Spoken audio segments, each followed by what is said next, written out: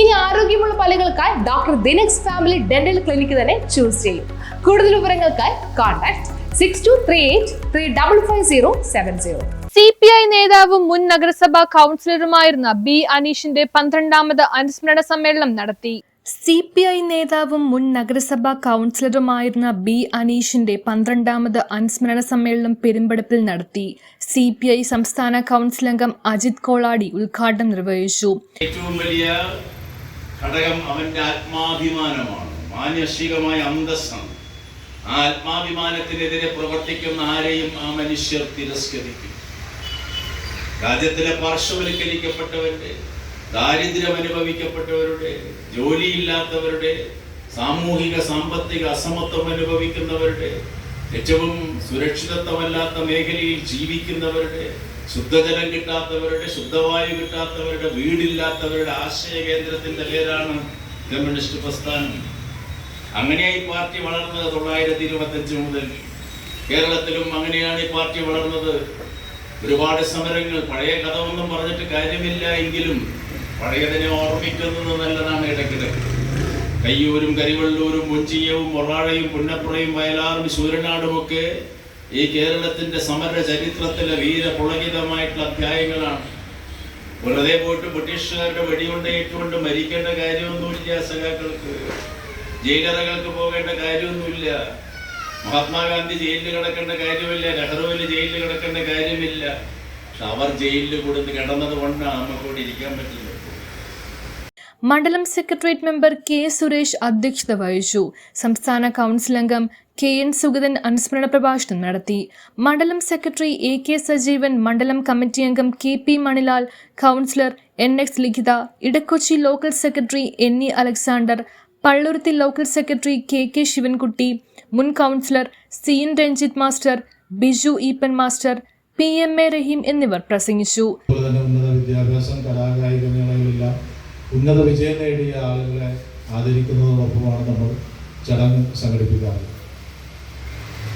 നമുക്കറിയാം, അനീഷിനെ സംബന്ധിച്ച് പറയുകയാണെങ്കിൽ പള്ളുരുത്തിയിലെ രാഷ്ട്രീയ, സാമൂഹിക, സാംസ്കാരിക രംഗങ്ങളിൽ സജീവ സാന്നിധ്യമായിരുന്നു അനീഷ്. ഒരുപക്ഷെ രാഷ്ട്രീയത്തിന് അതീതമായി തന്നെ അനീഷിൻ്റെ ഒരു വാക്ക് പറഞ്ഞാൽ ഒരു എതിർപക്ഷത്തുള്ള കക്ഷിയുടെ ആളുകളാണെങ്കിൽ പോലും അത് കേൾക്കുവാനും അദ്ദേഹത്തിൻ്റെ അഭിപ്രായം ചോദിക്കാനും ഒക്കെ അത്രയേറെ ശ്രദ്ധിക്കുന്ന കഴിവുള്ള ഒരു നേതാവായിരുന്നു സഖാവ് അനീഷ്. വിവിധങ്ങളായ മേഖലകളിലുള്ള പ്രവർത്തനങ്ങളിൽ അദ്ദേഹവുമായി ഏറ്റവും കൂടുതൽ ഇടപെടുവാനുള്ള ഒരു അവസരം ലഭ്യമായ ഒരു വ്യക്തിയാണ് ഞാൻ. അതുകൊണ്ട് തന്നെ സഖാവ് അനീഷിന് ഏറ്റവും കൂടുതൽ അടുപ്പവും ഏറ്റവും കൂടുതൽ ഇടപെടാനും കഴിഞ്ഞത് ഞാനുമായിട്ടായിരുന്നു എന്ന് ഞാൻ കരുതുന്നു. അങ്ങനെ വിശ്വസിക്കാനാണ് എനിക്കിഷ്ടം. അനീഷിൻ്റെ 2-3 അനുസ്മരണ സമ്മേളനങ്ങളിൽ ഈ ചുമതല ഞാൻ ഇതിനു മുമ്പ് നിറവേറ്റിയിട്ടുണ്ട്. സമ്മേളനത്തിൽ നമുക്ക് ഏറ്റവും മാനസികമായി, സംഘടനാപരമായി എല്ലാ അർത്ഥത്തിലും ഏറെ അടുപ്പമുള്ള ഒരു വ്യക്തിയുടെ അനുസ്മരണം നടത്തുക എന്ന് പറയുന്നത് ഏറെ പ്രയാസകരമായൊരു കാര്യമാണ്.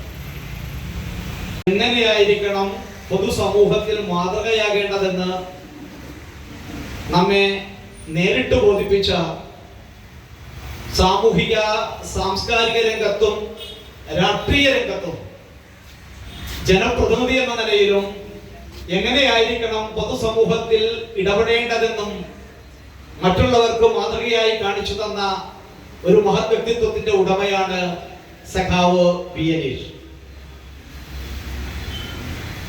2000 കാലഘട്ടത്തിൽ സഖാവ് ബി അനീഷിന്റെയും ഒപ്പം 17ഓളം ആളുകളും ഞാനടക്കമുള്ളവര് ഈ പ്രസ്ഥാനത്തോട് ചേർന്നുകൊണ്ട് ഈ ചെങ്കൊടിക്ക് കീഴിൽ അണിനിരക്കുമ്പോൾ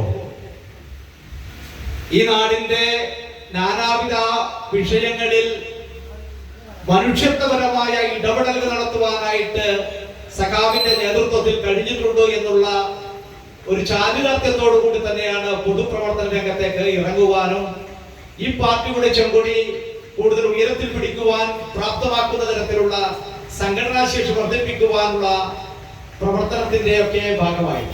വിദ്യാഭ്യാസ അവാർഡ് വിതരണം ജില്ലാ കൗൺസിൽ അംഗം PV ചന്ദ്രബോസ് നിർവഹിച്ചു. News bureau, Palluruthy.